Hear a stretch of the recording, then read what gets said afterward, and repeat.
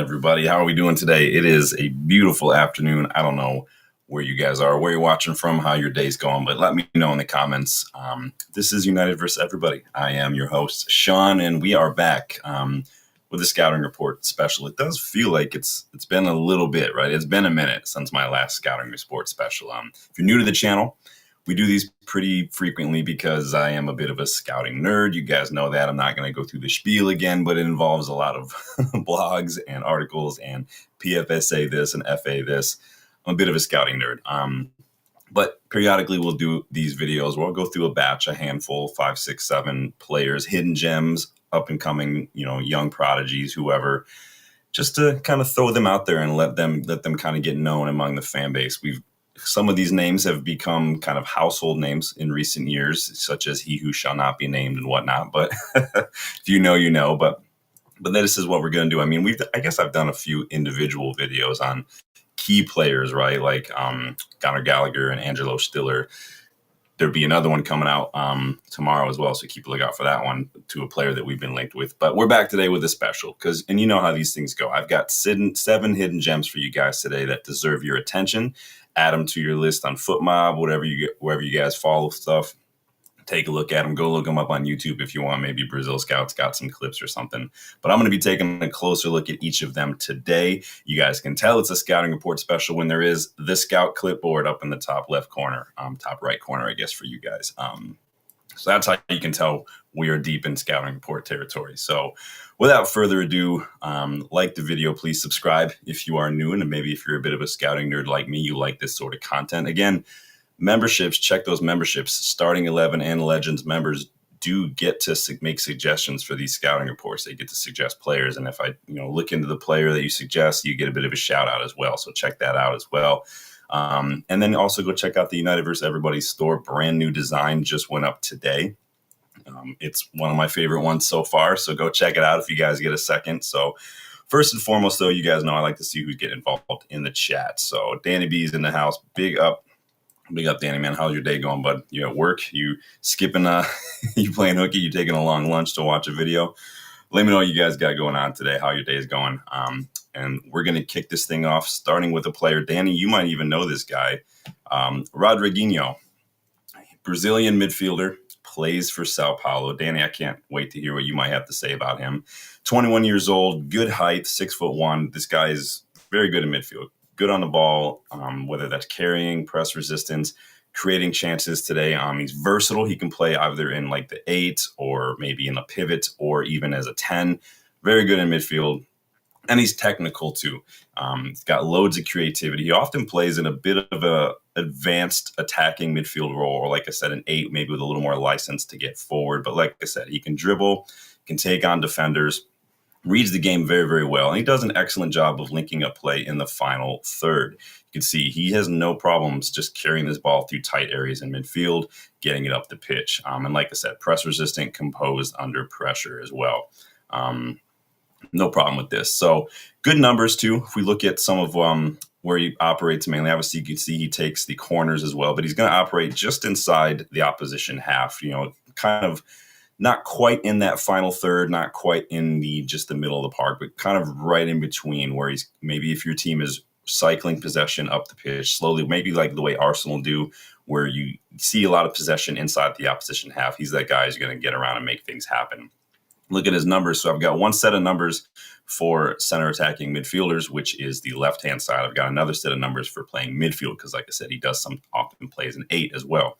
But you can see either way, very good numbers. When it comes to playing in midfield, the guy is literally top percent when it comes to moving that ball up the pitch, creating chances as well. His tackles are decent wherever he plays. He's above average, especially when he's playing in midfield as well. So I have no problem with that whatsoever. He's doing very, very, very well. Let me maybe make this a little smaller for y'all now. So he came through Cotia, which is Sao Paulo's academy. And since Crespo's come in to coach Sao Paulo, Rodriguinho has been given a little bit more opportunities. I mean, he's already just a couple matches shy of his entire appearance numbers for last season. The problem with him right now, though, is that he's young, and he kind of came in when Oscar, who's there now, if you guys remember Oscar, Oscar is Sao Paulo's main creative midfielder. So Oscar picked up an injured, so Rodriguinho's kind of come in as deputized, kind of like what Hoyland did for Zapata at Atlanta. It's a lot of pressure for a young player, but I think he's doing a very, very good job. His contract is also up in a year or so. So next December it's up. But reportedly, Sao Paulo are trying to tie him down to a new one that runs till 2029, and they're going to want a really big fee for him. Let's see what Danny does. He get the Danny seal of approval? You guys, let me know too if you prefer the side by side or if you prefer me to put the graphics up on the big screen and make myself teeny tiny. Whatever is easier for you guys. It all looks the same to me. So yeah, he's pretty tall. He's pretty skinny, but I do like the way he carries the ball. I do like the way he handles himself in midfield. I like how versatile he can be. Suits a couple different systems. Let me get a sip here.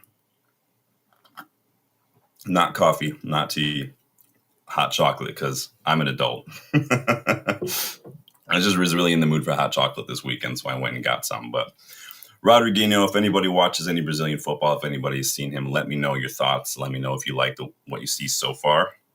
I'm going to move on to my next player.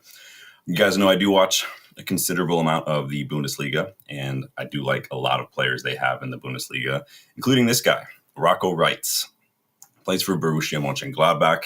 He is the 6, he is the 8-ish in that double pivot. He's 23 years old, 5'9", good defensively off the ball. He's got good tackle, good interception numbers. He's got a really good footballing IQ, a really good sense of movement, positioning, reading of the game, timing, anticipation. He's versatile, like I said. He can play a couple different roles in midfield, and he's just fit. The guy just gives you energy. He just runs. He's rarely injured. Well, he's a bit of a throwback midfielder, Rocco Reitz. Like I said, he's not solely a 6 or an 8. He does both, which is what, again, kind of makes him a modern midfielder these days, what you see from a lot of players now, even in amorim system especially. Often he's going to be seen as a deep line playmaker or maybe a central pivot in a possession-based system. But again, in a double pivot, he's going to see a lot of kind of the ball in and around that right-hand side. Moving it forward, linking defense to attack. He is that link. Let's get the ball at the defenders. Let's get it forward up the pitch. He's comfortable in the ball with his feet. Good passing range, and good vision for someone so young. He's still just 23. Now, his role also involves covering a lot of defensive zones and stepping into midfield spaces to help restore possession or maybe make interceptions as well. While he operates deep, he's not really just a destroyer. He blends a little bit of that subtlety when it comes to positioning and whatnot and pressing. But it's not just brute physicality. It's not an N'Golo Kante or something. He can do what he job. As you can see, his numbers are very good. Top 1% for interceptions is elite level interceptions. Again, you guys know how I feel about that. If you make a really good interceptions, your interception numbers are good. You can read the game. You can anticipate. You can time things well. It's not just two-footing people. It's not just shouldering people. It's just you anticipate. You cut out the pass. He's 10th, though. Again, doesn't shirk his other responsibilities. He is 10th for tackles per 90. Last year, he was 3rd for interceptions per 90. He's got good football IQ. And right now, Mönchengladbach are struggling. They are in the relegation zone. Fulham, West Ham, Brighton, and Inter Milan have all been linked to Rocco Reitz. He's got a 20 million euro release clause that activates this summer. And so I think you're going to see him definitely make a move, maybe somewhere like Leipzig or something. I don't know. But anybody in need of a solid midfielder who can do a little bit of everything, he's young, good physical, good stamina, he'll run his socks off for 90 minutes. Rocco Reitz is your guy. And he's going to be the most gettable he's ever been this summer, especially with Mönchengladbach go down, especially with that release clause. So I think he's a good pickup for pretty much anybody who needs a midfielder. Danny's not familiar. Well, Danny, I'm not going to lie. I take it as a bit of a point of pride if I can find somebody that you're not well familiar with, because that means that I am really, really digging deep. But I like Rocco Reitz. I've been watching him for a little while. I like the look of him. I like his attitude, I like his mentality. We could do a lot worse than someone like him, and we need pretty much a complete midfield overhaul. I think 20 million euros, definitely worth a snip for a good rotation option. I think he's definite step up to Ugarte for sure. Moving on. We're going to look a little different area of the pitch here for a second, and we're going to take a look at left backs and left wing back, and particularly FC Utrecht's Sofiane El Kourani. I don't know if I said that right. He's Moroccan, but this kid is a chance creation machine. He's 25 years old, so he's a good experienced left back, 5'10". Like I said, chance creation, got a lot of goals, defending. He's got excellent work rate, excellent mentality. If you can't tell, I've been looking at players with mentality recently. because I'm sick of the lack thereof in the United squad. But recently put in a man of the match performance against Volendam. He had a goal and assist. He created the most chances in that match with 5 chances. He had another man of the match performance back in August too, where he had 3 assists, and then in another in the Europa League qualify in July with 3 assists. So he had 2 man of the match performances where he put in 3 assists in both, which is insane.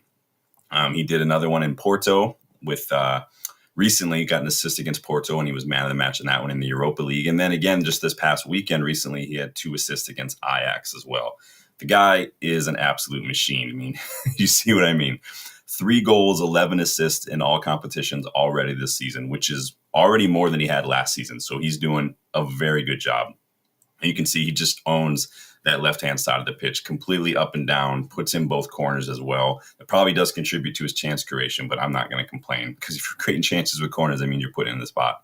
But you can see when it comes to shot creating, getting involved in the pitch, carrying that ball up the pitch, again, top 8%, and even defensively, top 22% for tackles is excellent. He currently leads the Eredivisie in assists and chances created. He's been in the team of the week once. He's 6th right now for big chances created, and he's currently the overall 6th top-rated player in the league, according to FootMob. Like, he's having an absolute barnstormer of a season. Really good on the overlap, really good at getting that ball into the box, and then he puts a shift in off the ball. As you can see, the defensive numbers not bad at all. He is a bit more of an attack-minded fullback, so there are times when maybe his being a little bit overzealous, and maybe just the way the run of play is going, he's caught too high up the pitch. He can, lose sight of his runners at times. He can get caught out, but everybody's going to do that now and then. So again, maybe that's an opportunity for him to step up. But the thing with this guy is his contract is up in the summer. Now, he was linked to a couple clubs this past summer, including Porto, Girona, Eindhoven, Marseille, Como were interested in him, Spartak Moscow. So he could be available as a free agent this summer. Now, again, nothing's free. You're going to have to pay a little bit more, but could be free. Maybe that's an upgraded 25-year-old left back who just kind of reminds me of Leif Davis in that regard. If you guys ever watched this kid, then it says seen his name recently in stats, but didn't watch him. Yeah, he's very, very good. He reminds me a lot of Leif Davis at Ipswich. You guys know I've been swinging that flag for a while. Big up, Rob. Good to see you again, man. Yes, hit that like button and subscribe, please. Appreciate that. Danny's got another recommendation. Chavez, Azad Akmar. Well, if you guys saw in the community post, I've got a special solo scouting report that's going to be come out similar to the Stiller ones. I am putting one together for Kees Smith, the Azad Akmar's Dutch midfielder that we've been linked with a couple times.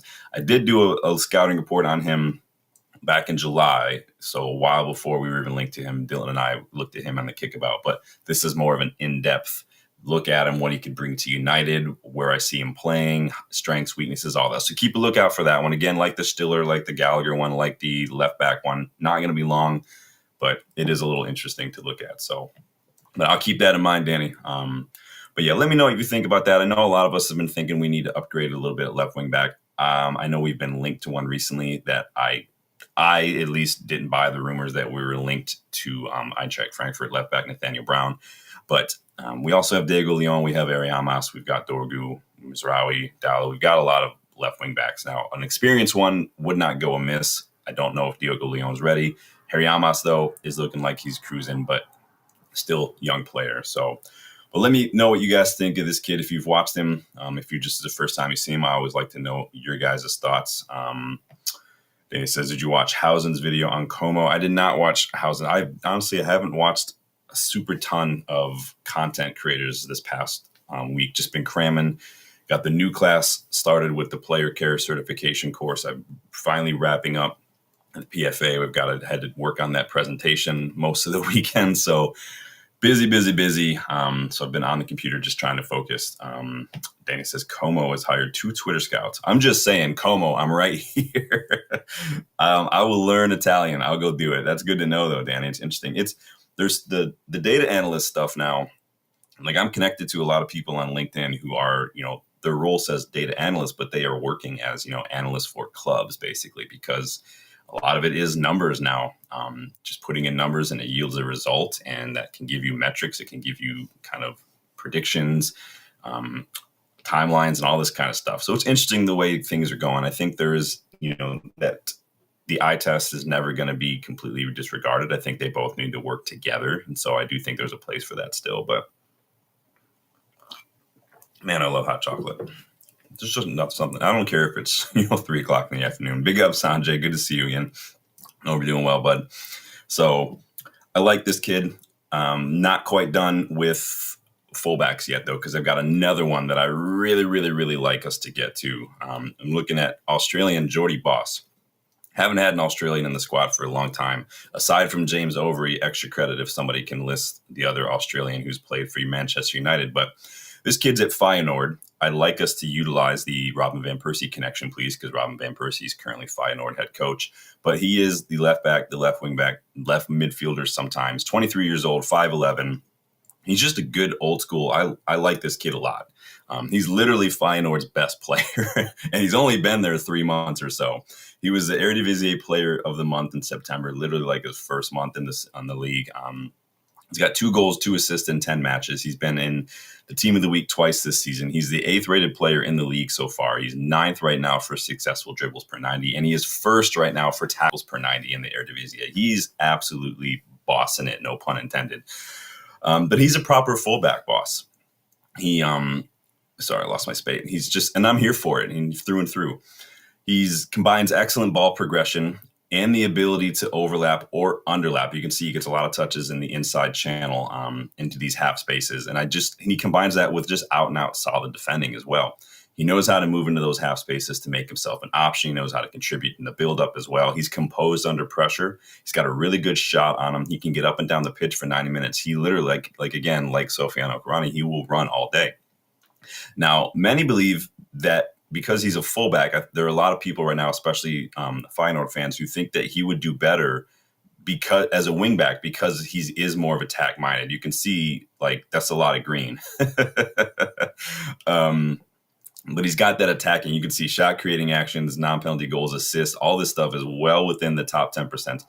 Ball progression, all of it literally is just elite level. And then again, tackles, top 3% for tackles, blocks, top 1%, aerial duels as well. So he gets up.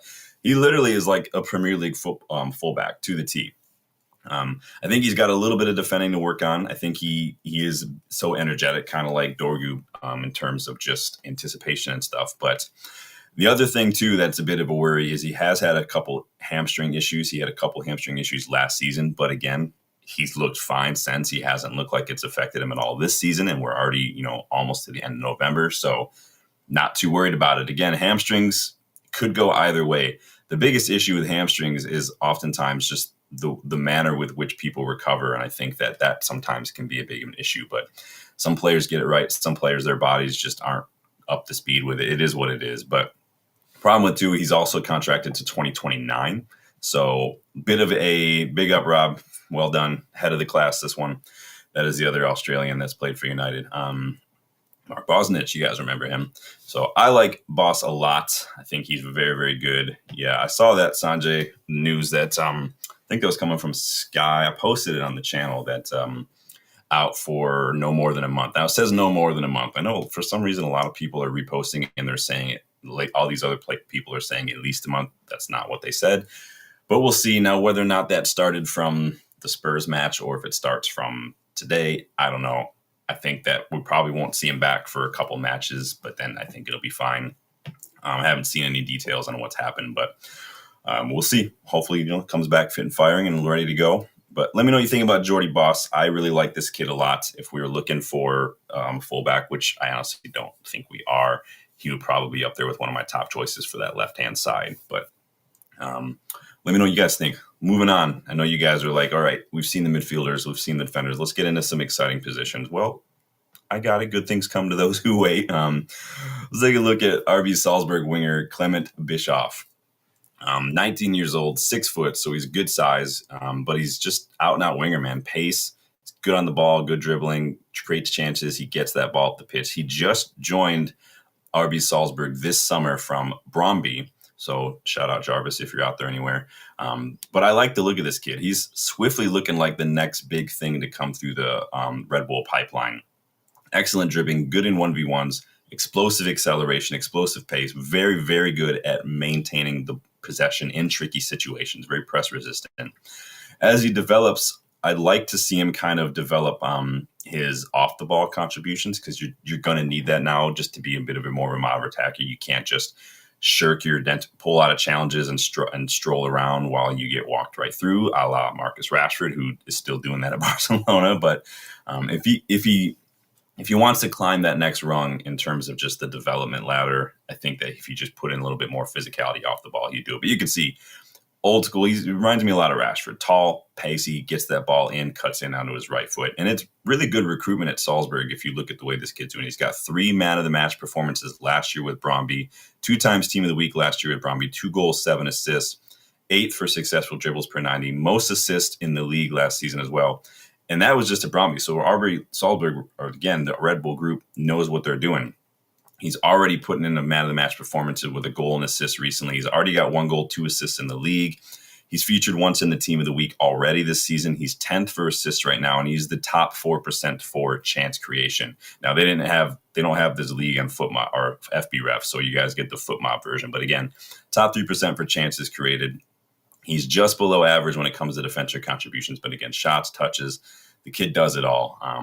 Now, like I said, he just joined them for $4 million, but his value has reportedly almost tripled already, according to Transfer Market, because he's doing such a really good job. Any club that wants to get a little bit of freedom from its young attackers, who likes to, like, if Ollie were a manager still, this kid would be perfect for Manchester United. If he went to like Aston Villa or something, I think he would do an excellent job.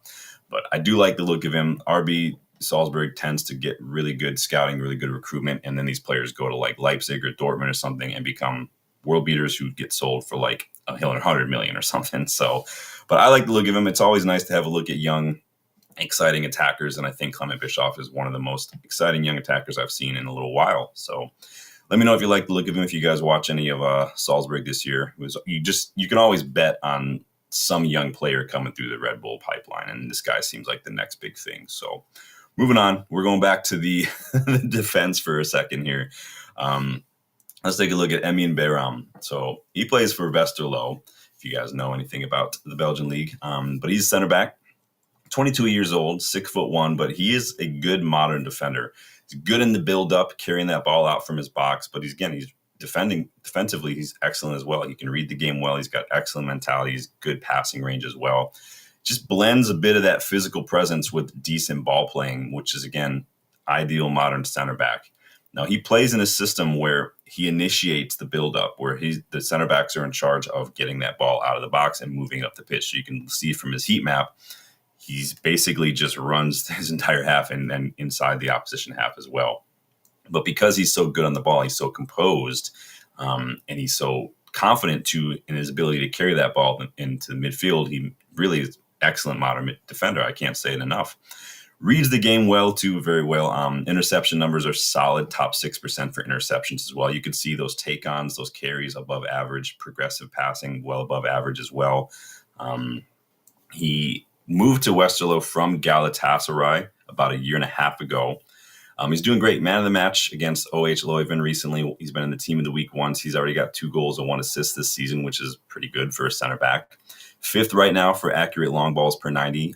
He's just outside the top 10 for interceptions per 90, and he's 3rd right now for clearances per 90. So one thing what is a big issue you guys have seen me complain about when it comes to our defending is, why aren't we clearing the ball? Why are we just walking this out? Why is nobody jumping?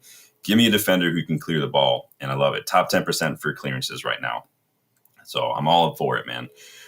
He has ambitions. He's literally said, about he wants to play in the Premier League one day. But the problem is, he's an Arsenal fan. So, no one's perfect, but it is what it is.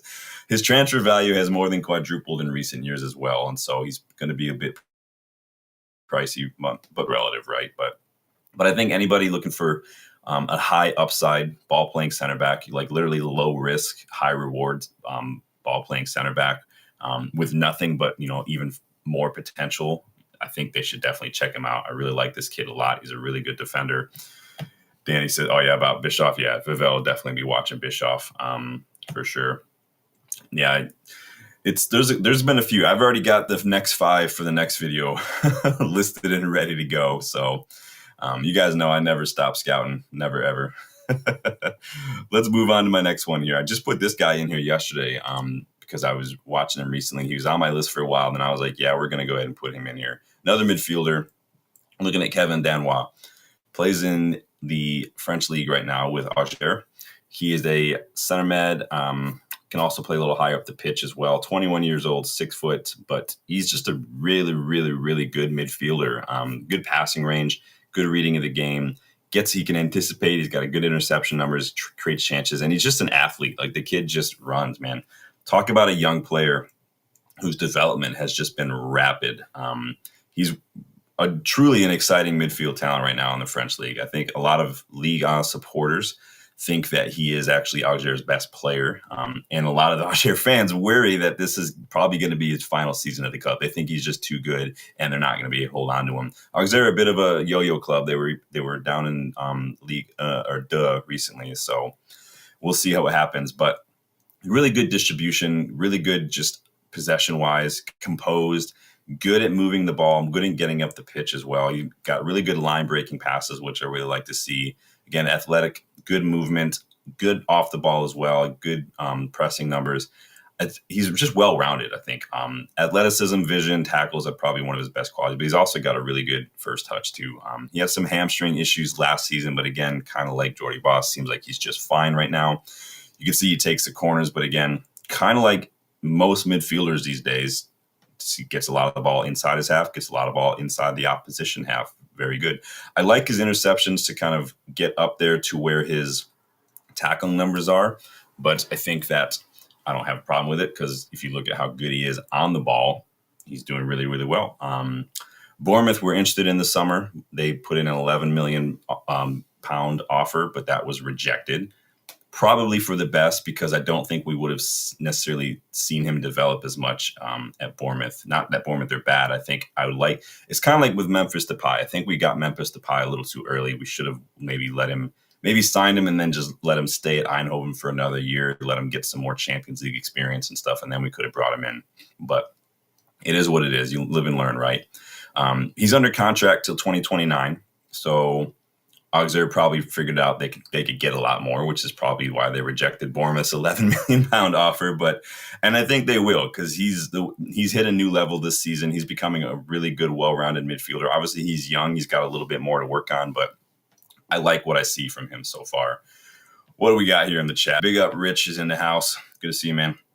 Hope you're doing well. Let us know how your day is going, man. It's pretty quiet news day, but that's just the way we wrap up the international break. Anybody watching the qualifiers this past weekend and whatnot? There's some interesting performances in there, to say the least.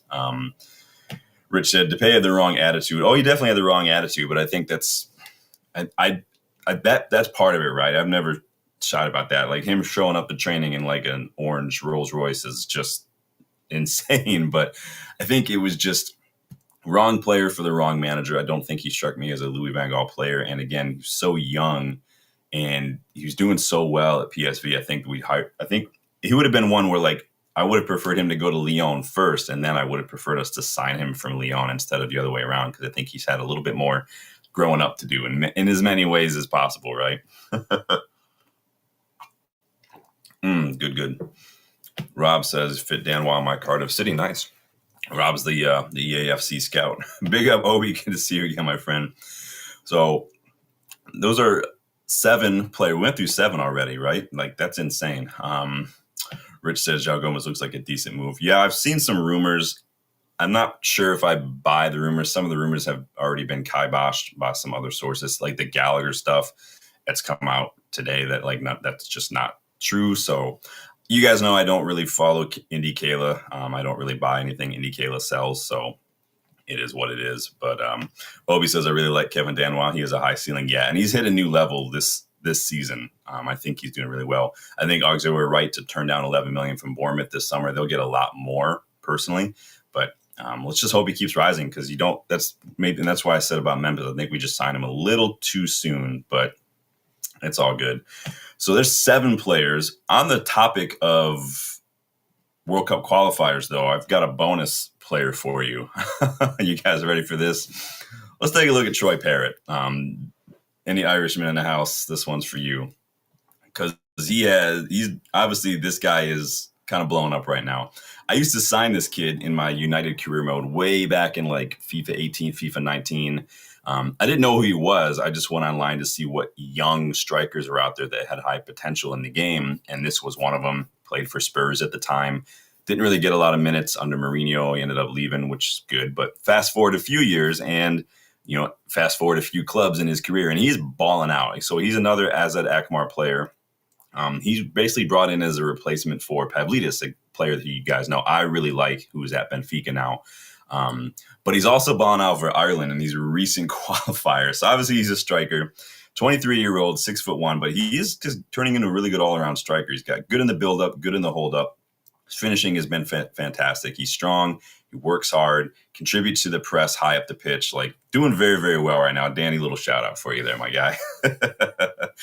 But he started his international break with a brace against Portugal and followed it up with a hat trick and a man-of-match performance against Hungary that really launched Ireland into the World Cup playoffs. So they didn't win their group, but they're now in their playoffs. And if he continued that, I think they would be a lock. And it would be great. I think this kid, the way he's been playing, especially the last couple of years in the Eredivisie, I think he deserves a bigger stage. And it could be good for AZ because they can get a lot of money for him. But again, playing for AZ this year in the Eredivisie, it's been more of the same. He's got 13 goals, 1 assist in all comps. This season, he's already been man of the match 5 times.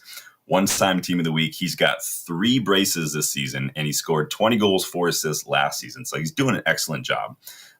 Heat map from this season, obviously it's early in the season, but you can see kind of where I'm getting at. He's going to be seeing some of that ball in that link up and the build up, kind of in the just outside the opposition, the final third, and then obviously getting a lot of touches in and around the box as well. But again, very good in the build up, really good at dropping deep to get involved as well. Kind of like what we saw from Harry Kane in the last couple of years at Spurs when he was there.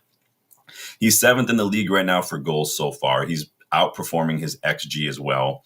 He's 2nd right now for shots on target per 90, but he's doing really well. You can see the numbers are very, very good. And he, like I said, he puts in a shift off the ball, top 7% tackles per 90 for strikers. He's quick. He's powerful. He works hard, gets involved all over in every phase of play. I love his hold-up play. He's doing just good all-around striker. If Højlund could have hold-up play like that, he'd probably still be at United.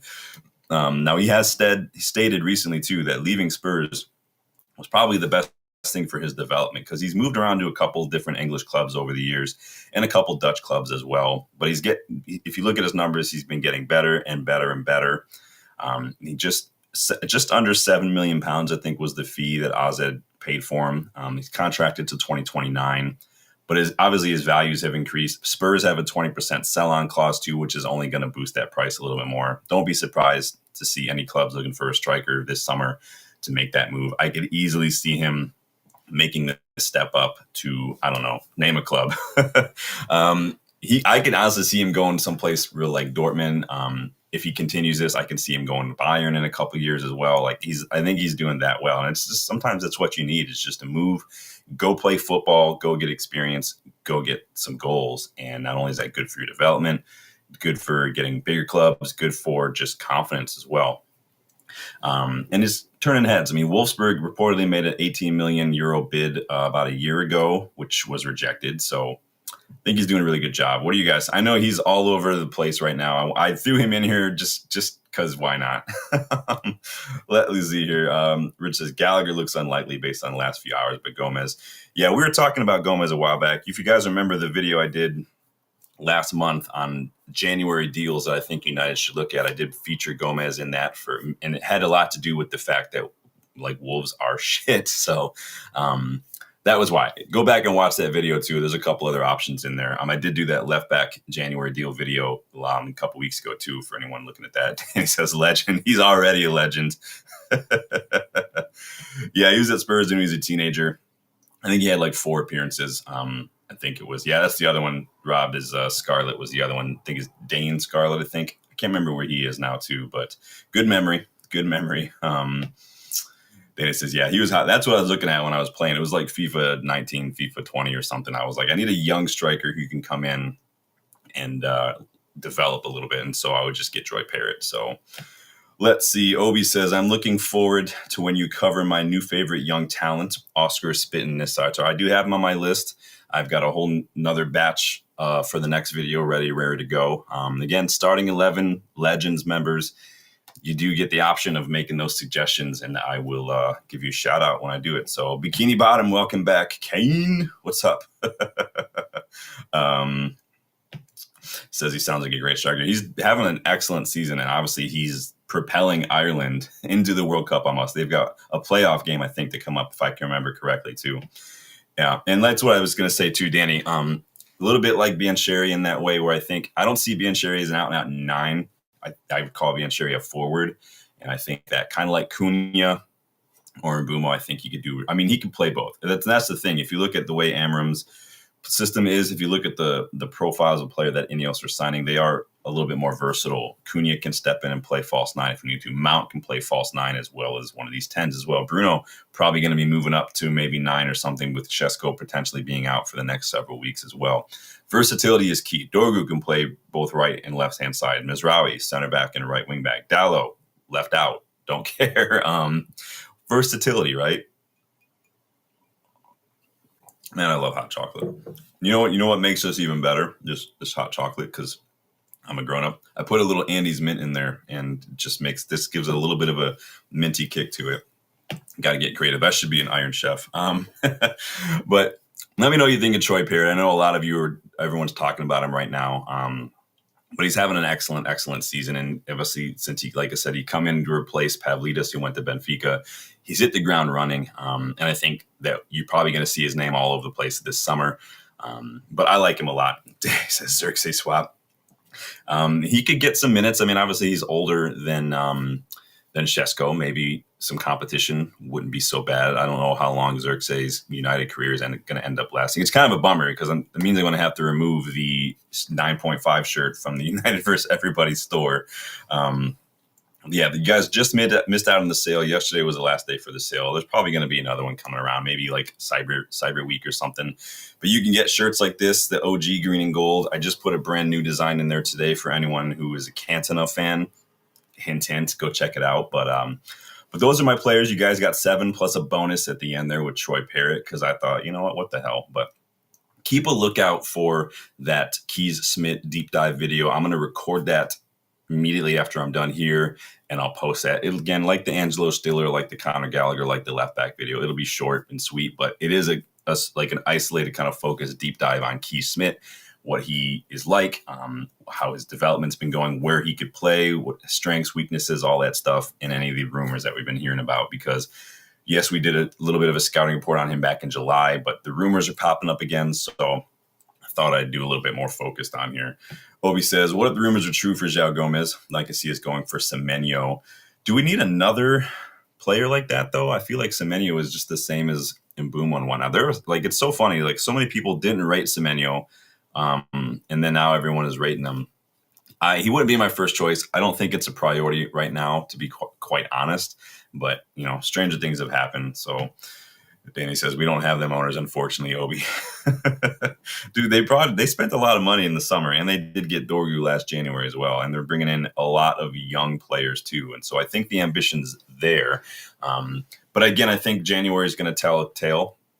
And so we'll see what happens. Hopefully, we can do another deal in January. I do think that a midfielder would be great. We'll see what happens with Cobby. We talked a little bit about that yesterday in the news roundup, that Cobby reportedly wants to leave on loan. He does not want to leave United. He just wants to go play. And so according to Romano, he wants to leave, does not want an obligation or an option. He wants to come back and be here long term. He just wants to play. So I don't get it. You've got guys like Conor Gallagher coming out here and saying, like, yeah, I'd like to play more, but I understand, and I'm always ready, and I'm ready to work hard. Like, that's the kind of mentality you need to have. Like, you're not just entitled to play. I sound like a grumpy old man when I say that, but I'm like, it used to be a time when you just worked hard and gave the manager a decision to make, but I guess not. But yeah, Rob, we are on that road to 3K. You guys remember my promise, and you guys can clip this up. If we get to 3K before Dylan and I go there, the winner, I'll do a giveaway, and the winner of the giveaway, I'll just get you whatever you want from the mega store while I'm there. I break my rule about not giving the club a whole lot of money to support that. But again, we get there quicker with sharing, with liking, subscribing, with making sure that you're hyping old videos to get the algorithm to kind of latch onto the channel and get the videos out there. So that's the quickest way to get us to 3K. You guys are absolute legends. You guys are here. You're putting in the work. You guys are getting involved in the chat. And that's really my favorite part, is just having these conversations with you guys. So, but yeah, get us to 3K before Dylan and I go there. We're literally leaving Christmas night, and we're going to be there the day after Christmas for the Newcastle match, and we're coming back New Year's Day, I think. So we're going to be there for the Wolves match as well. So, but we'll see. Yes, please subscribe. Let's see. Obi says Gallagher is a short-term fix on Ugarte. I mean, it doesn't sound like Atletico want to loan him, because that was reportedly the story. We tried to get him on loan, and they were like, no, if you're going to take him, you have to take him for good. He wouldn't be my first choice, Gallagher. He is an upgrade on Ugarte. I think he is a bit, in some ways, an upgrade on Casemiro in terms of just mobility, of course, but in terms of just like what Casemiro's done this year. I mean, Casemiro's playing out of his skin, but yeah, Gallagher would not be my first choice for that kind of physical role. I would definitely, Anderson's probably my first choice easily. Gomez is up there as well. Stiller is up there as well for that playmaking role. I think they're all very good. Wharton's up there too. There's a lot of midfielders out there. I mean, we've listed them several times, but he says, get the wife, cousin, aunt, and uncle, father, mother. Now, there is a caveat. I know that in the store, there are some like autograph stuff. I'm not getting you anything autographed. I'm not going to spend $1,000, but you guys know, you guys want a kit, you guys want a trackie or something, I'll hook you up. I got no problem with that, but it's up to you guys. 3K before we go, because I'm not getting it after we go. I'm going to be there, so I might as well get it, but it's up to y'all. But I appreciate you guys stopping by today. Let me know if anybody, somebody that you're familiar with, let me know if anybody you've never heard of before and you like the way you look, and let me know what you think about Troy Parrott, who is balling out right now this season. I'm going to go do this Keith Smith video, so if you guys have been seeing the rumors and you want to learn a little bit more, you guys will see that. Look for that. That'll pop up soon. Just give you guys a little bit more of a closer look. But yes, please like, please subscribe, please share, please go hype older videos as well. Go check out too, if anybody's a Lord of the Rings fan or a Tolkien fan. I did post in the community that that Tolkien channel that a friend of mine has as well. His name's Jeremy. Excellent job. You'll learn so much stuff on there, but go check it out if any Tolkien fans out there. Until then, you guys take it easy. Enjoy the rest of your day. I will see you guys on the next video with maybe a news roundup, because it's only Monday. Yeah, we'll probably do another news roundup in the next couple of days. But yeah, keep a lookout for the Keith Smith video. Thank you guys for stopping by. I'll see you guys on the next one. Later.